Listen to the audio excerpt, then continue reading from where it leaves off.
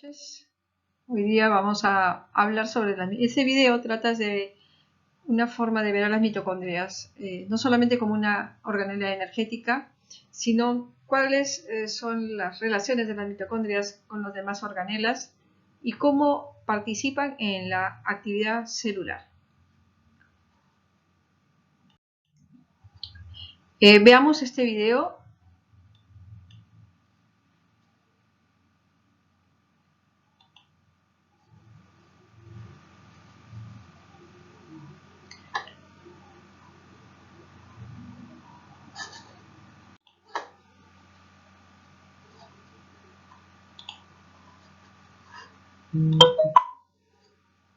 Las mitocondrias se encuentran dentro de las células. En estas mitocondrias se producen unas moléculas que van a dar la energía necesaria para que la célula realice su trabajo. Estas moléculas son las moléculas de ATP. Las mitocondrias tienen una membrana externa, ¿no?, que es esta, outer membrane, y una membrana interna que tiene una característica como de crestas. Y dentro se encuentra la matriz, ¿no?, y el espacio intermembrana. Dentro de la membrana interna mitocondrial, ¿no?, si nosotros nos proyectamos, se encuentra una serie de proteínas complejas que se van a encargar, que son los complejos 1, 3, 4 y la TPasa de protones, que se van a encargar de hacer que es la cadena de electrones, ¿no?, la cadena respiratoria, donde al final se encuentra el oxígeno esperando los electrones. Entonces se producen electrones y protones. Los protones pasan al espacio intermembrana generando una diferencia de potencial, haciendo que la matriz tenga menor concentración de protones, y al momento de pasar los protones del espacio intermembrana hacia la matriz se genera el ATP y además calor.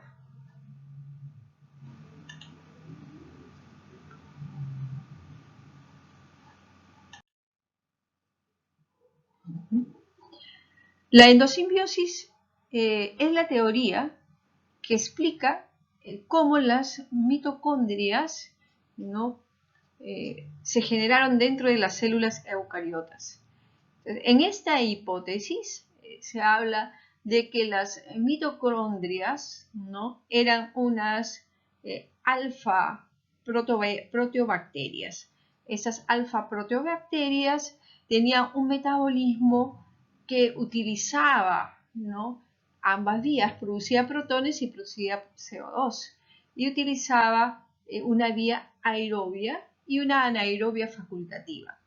En cambio, el protoeucariota, ¿no?, que utilizaba una vía anaerobia a partir del metano. Entonces, cuando se produce esta relación estrecha entre el metabolismo, por un parte, del alfa proteobacterium y de la parte del arqueobacterium, en que el arqueobacterium le proporcionaba el material, ¿no?, le facilitaba el material, en este caso la glucosa, para que la alfa proteobacteria realizara la actividad y la producción, ¿no?, de energía. Entonces, es así como algunas teorías dicen que engulle, ¿no?, la proteocariota engulle a la alfa proteobacteria y se termina la simbiosis cuando esta alfa proteobacteria da DNA hacia el núcleo, ¿no?, hacia el ADN de la protoeucariota, y se generan así el sello final de lo que va a ser las mitocondrias dentro de una nueva célula compleja como es la célula eucariota.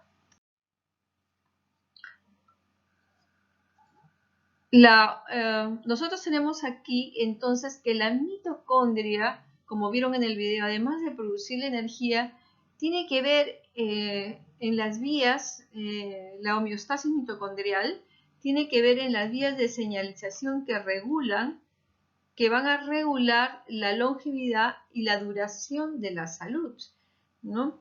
Estas vías de señalización que son, como ejemplo, aquí tenemos las vías de señalización, por ejemplo, activadas por la insulina, ¿no? En los receptores del insulin growth factor y RIGF, ¿no? Del insulin growth factor.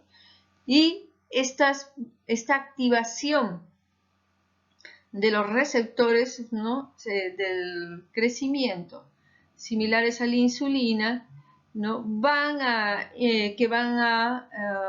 activar diferentes vías, ya sea de las vías de las RAS, ¿no? y de las RAF y la vía de la ERK, ¿no? que actúan sobre el núcleo produciendo, ¿no? La retención de FOX en el citoplasma, alterando el crecimiento y la proliferación celular y estimulando a las TOR, que son las rapamicinas, ¿no? En blanco de las rapamicinas, y estos generan cambios en el crecimiento celular, en la diferenciación celular y en la mitosis. También esta acción de la insulina sobre el insulin growth factor, ¿no? va a actuar sobre el inositol trifosfato quinasa, que actúa sobre la adenino quinasa, actúa también sobre las FOXO, y a su vez va a producir una activación vía el mTOR, ¿no? la TSC2, ¿no? del complejo VLK, que a su vez el complejo de la adenosina monofosfato quinasa, ¿no? que han sido activadas por el KB1 y el CAMK2, también van a actuar sobre el complejo de adenosina monofosfato quinasa. Esto a su vez, aquí tenemos a la rapamicina, ¿no? va a actuar inhibiendo las mTOR.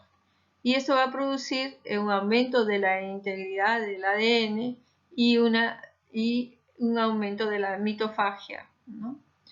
Ahora, si nosotros no bloqueamos este receptor, esto estimula las vías que regulan el mantenimiento mitocondrial, ¿no? Y conduce a la translocación del FOX en el núcleo, donde controla la expresión de una serie de genes incluidos y involucrados en la respuesta al estrés y a la inmunidad.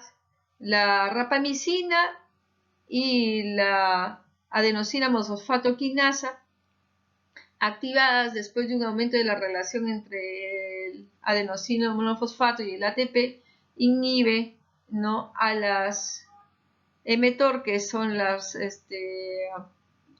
proteínas, ¿no? target blanco de la rapamicina, ¿no? y estimulan el mantenimiento mitocondrial. El consumo excesivo de nado oxidado, ¿no? después de un daño del ADN y el aumento de la parrilación, reduce la actividad de las SIRT1, y al disminuir la actividad de las SIRT1 y la biogénesis y el mantenimiento mitocondrial. Esto va a producir el daño en los telómeros, ¿no? puede afectar la biogénesis mitocondrial a través de la activación de la proteína P53 y la reducción de la actividad de la PGC1A.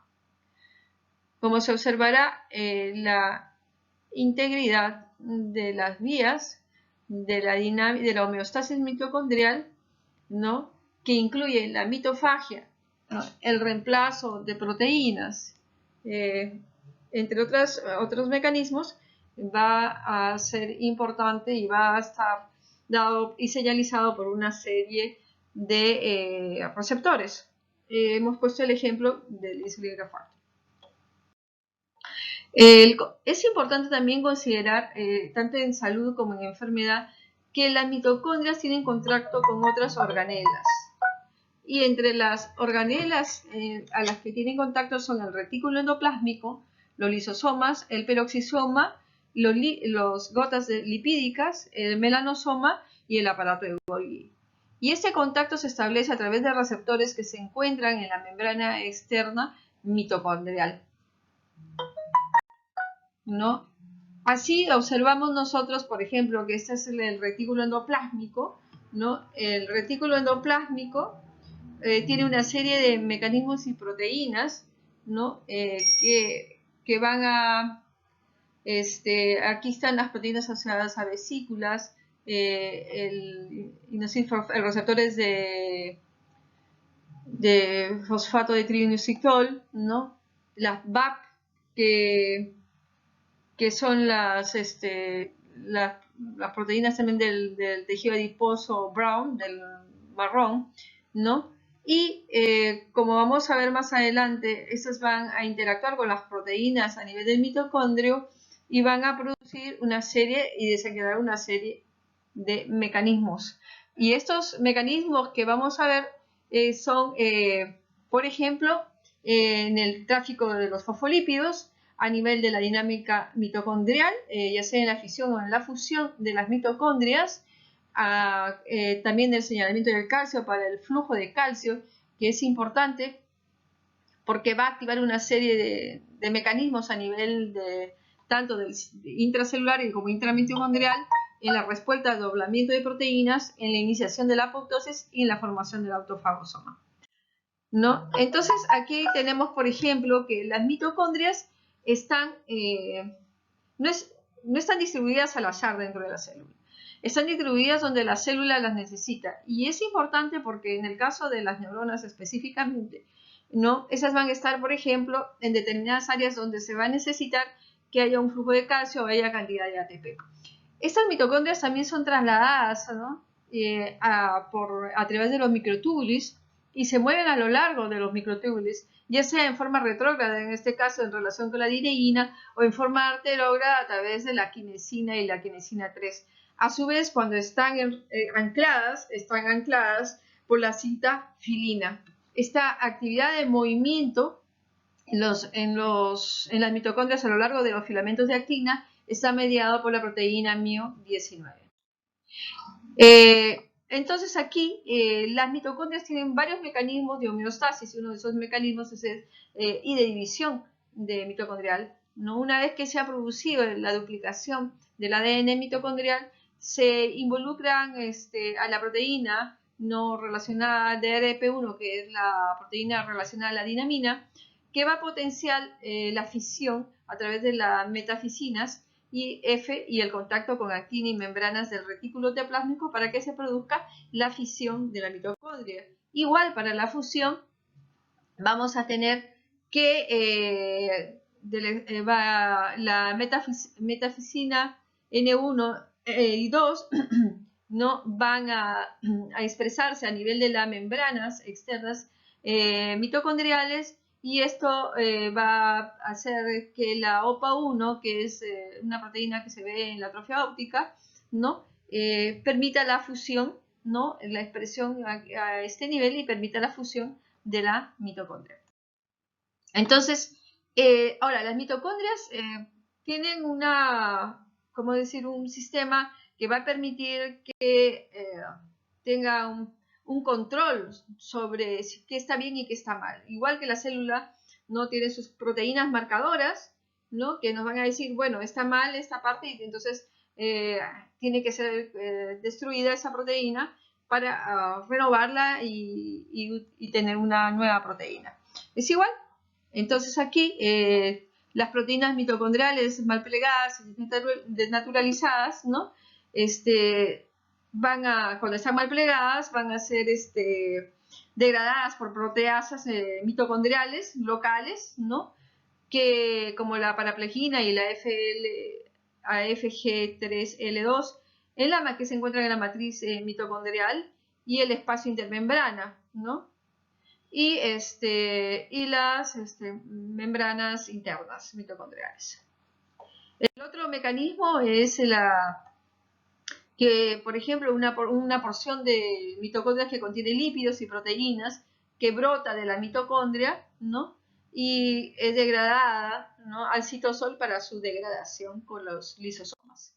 El otro mecanismo también es cuando hay un deterioro mayor de la mitocondria, de la calidad de la mitocondria, entonces están severamente dañadas, se va a dirigir para su degradación a través de una vía de autofagia específica que en el caso de las mitocondrias se llama mitofagia, lo que implica la expresión de moléculas a nivel de la membrana externa mitocondrial, que son la M-proteínas, la activación de un grupo fosfato, la actividad de la ubiquitina y la partina, ¿no?, y la PIC1. Entonces, nosotros vamos a ver que en los mecanismos de salud y enfermedad, ¿no?, cuando hay una deficiencia en la reparación del NAT, por ejemplo, en algunas enfermedades como el xeroderma pigmentoso, la ataxia telangiectasia mutada, el síndrome de Cockayne A y B, así como el desequilibrio y la desregulación relacionados con la edad, ¿no? Se va a producir un daño del DNA, ¿no? Esto que va a producir un aumento de la parrilación y de una disminución del NAD oxidado y una disminución de la sirtuina 1, de la actividad de la sirtuina. Y esto lleva pues a una disfunción mitocondrial, ¿no?, que conlleva una alteración y una falla en la homeostasis de la mitocondria. ¿Y qué involucra la homeostasis de la mitocondria? Que habíamos visto la mitofagia, la biogénesis mitocondrial y la morfología y las redes mitocondriales. Esto a su vez lleva a un envejecimiento prematuro que se observa en todo nivel: envejecimiento cerebral, la neurodegeneración, el aumento de la resistencia a la insulina y la sarcopenia, ¿no? Entonces existen múltiples procesos que pueden vincular la inestabilidad del ADN nuclear, ¿no?, con la disfunción mitocondrial y el envejecimiento, varios de los cuales son susceptibles de modificación por el estilo de vida. Los cambios en el estilo de vida, ¿no?, y intervenciones farmacológicas van a permitir, van a intervenir, ¿no?, el daño persistente del ADN y la respuesta al daño del ADN o la parrilación, ¿no? Reduce el contenido de NAD oxidado a nivel celular y que resulte en una actividad aberrante de las sirtulinas y sus desencadenantes, ¿no? Entonces, y así lo que va a producir pues finalmente es una disminución del tejido celular y una alteración en la función del organismo. Entonces lo que nos interesa acá, ¿no?, es que estos eventos que van a afectar las proteínas mitocondriales, ¿no?, van a afectar las proteínas mitocondriales, ¿no?, y citosólicas, que controlan la calidad del mitocondrial y el mantenimiento del ADN mitocondrial, ¿no? Y lo que lleva pues al estrés mitocondrial y a la pérdida de la homeostasis mitocondrial. Entonces, el resultado es una disfunción del tejido del organismo, ¿no? El estilo de vida y las intervenciones farmacológicas pueden mejorar la duración de la salud y aumentar la esperanza vital al corregir estos eventos. Finalmente, podemos concluir que las vías de señalización conservadas evolutivamente regulan la vida útil de las especies. La función mitocondrial y la homeostasis son parte integral de la acción de esas vías. El consumo de NAD oxidado después de la acumulación del daño en ADN deteriora la función mitocondrial. Esas vías son maleables, son posibles de mejorar cuando hay diversas estrategias de intervención, sobre todo el estilo de vida, teniendo un ambiente saludable. Gracias.